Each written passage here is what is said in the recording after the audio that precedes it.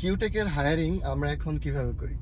So প্রথমত হচ্ছে আমরা প্রজেক্ট বা যে ক্লায়েন্ট তার যে কাজ সেটার গ্র্যাভিটি বোঝার ট্রাই করি যদি স্পেসিফিক হয়, আর যদি ওভারঅল হয় তাহলে এটা out of the equation.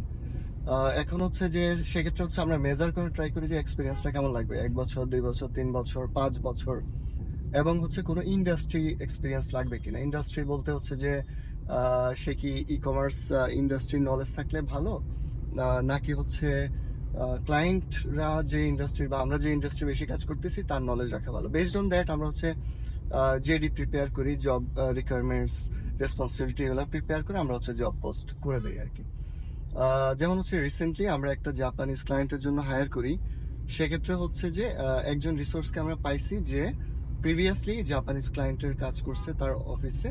So তাকে হচ্ছে আমরা একটু প্রায়োরিটি বেশি দিছি, বিকজ আপনারা জানেন যে জাপানিজদের কালচার একটু different than any other country, এবং হচ্ছে যে ওরা অনেকগুলা ব্যাপার হচ্ছে মেনটেন করে, অনেকগুলা বিষয় হচ্ছে চিন্তা করে। সো দ্যাটস ওয়াই হচ্ছে ওদের সাথে কাজ করার অভিজ্ঞতা থাকলে that guy is a different guy in total, in overall আর কি।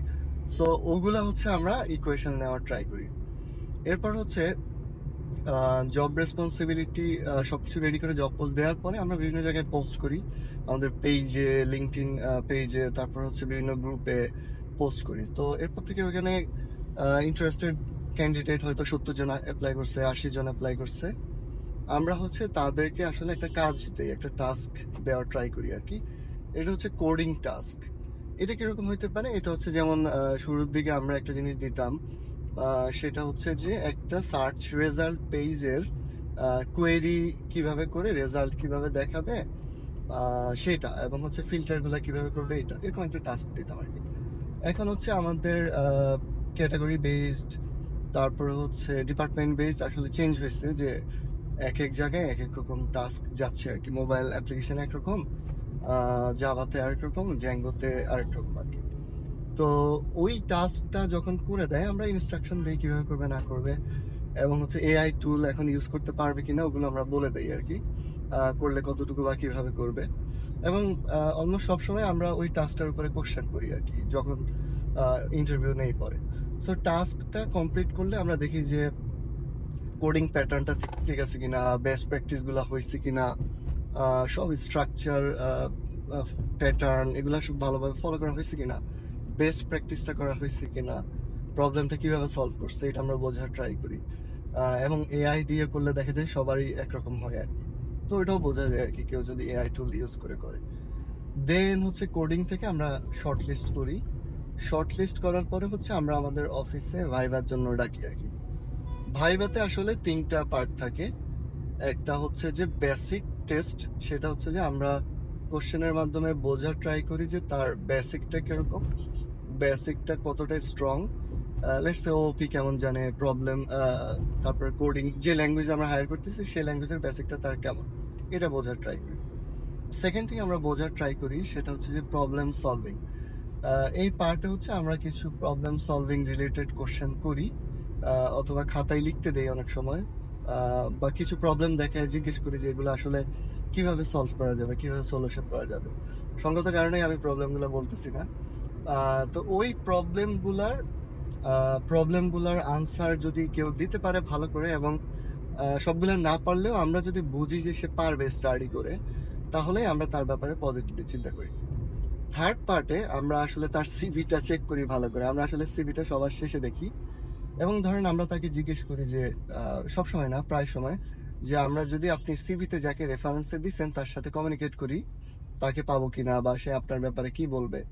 তো তার পারমিশন নিয়ে আমরা হচ্ছে তার রেফারেন্সে আমরা কথা বলার ট্রাই করি আর কি, সো দ্যাট হচ্ছে একটা ভালো আইডিয়া পাওয়া যায়। এবং সবকিছু যদি ঠিকঠাক থাকে তখন হচ্ছে আমরা ফাইনালি তার সাথে স্যালারি রিলেটেড কথা বলি। স্যালারি রিলেটেড কথা আমাদের আসলে এক লাইনে শেষ হয়ে যায় আর কি, এক্সপেকটেশন কত বা এই রিলেটেড দু একটা কথা আমাদের নর্মালি রেঞ্জ দেয়া থাকে, রেঞ্জের ভিতরে এক্সপেকটেশন যেটা ম্যাচ করে ওইটাই। এর মধ্যে যদি আমাদের কিছু বলার থাকে আমরা বলি, বা ক্যান্ডিডেটের কিছু বলার থাকে সে বলে।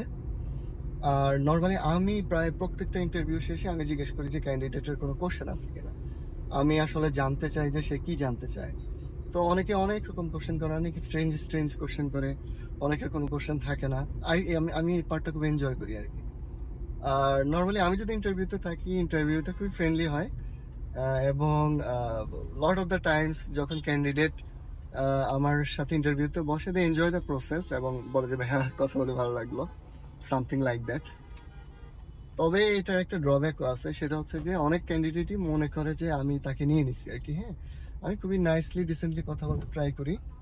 So a lot of the times candidate feel করে যে সে হায়ার্ড হয়ে গেছে আর কি।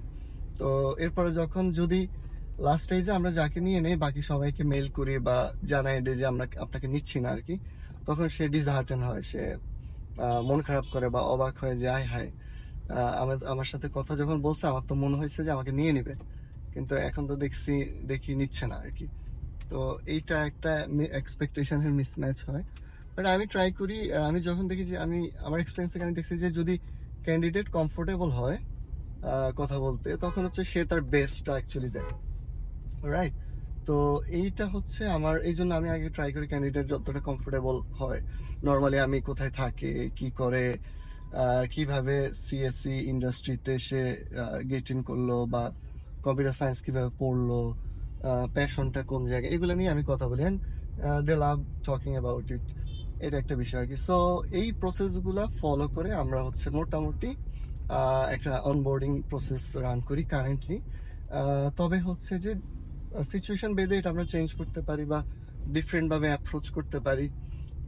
যেমন আমি হচ্ছে আমার স্টুডেন্টদেরকে হায়ার করছি, বেশ কিছু স্টুডেন্ট, তাদের ক্ষেত্রে দেখা গেছে একটু ফ্লেক্সিবিলিটি বেশি।